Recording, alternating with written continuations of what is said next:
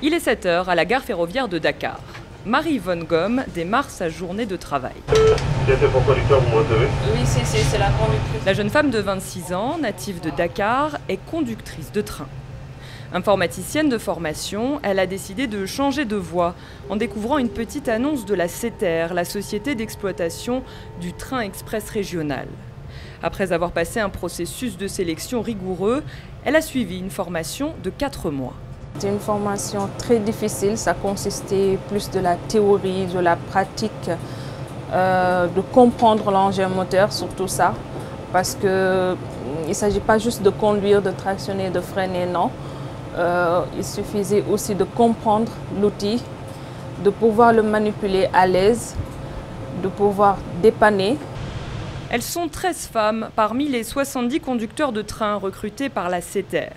Un métier traditionnellement réservé aux hommes.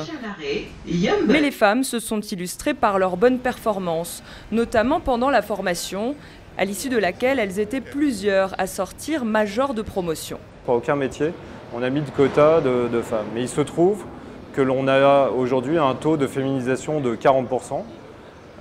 Tous métiers confondus. Alors évidemment, un taux important sur les fonctions support, sur les fonctions d'agents de service voyageurs, qu'on retrouve en gare. Mais on a, et c'est une surprise, c'est plutôt une bonne surprise pour nous, sur des métiers plus techniques, notamment la conduite ou la maintenance, on a des taux de féminisation plus importants que ce qu'on pouvait imaginer ou ce qu'on retrouve dans d'autres pays, en France notamment.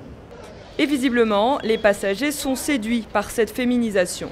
Notamment ces pères venus faire leur premier voyage à bord du TER en famille. Les femmes, elles sont beaucoup plus attentionnées, elles sont beaucoup plus patientes dans la conduite, elles font beaucoup plus attention par rapport aux hommes. Et je pense que c'est une très bonne chose aussi.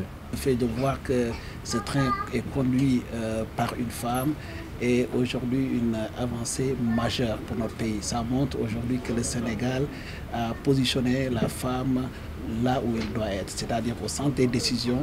Projet phare du plan Sénégal émergent, le TER est officiellement sur les rails depuis lundi 27 décembre. Il compte au total 950 employés et plus de 97% des postes sont occupés par des Sénégalais. Alison Fernandez pour VOA Afrique, Dakar.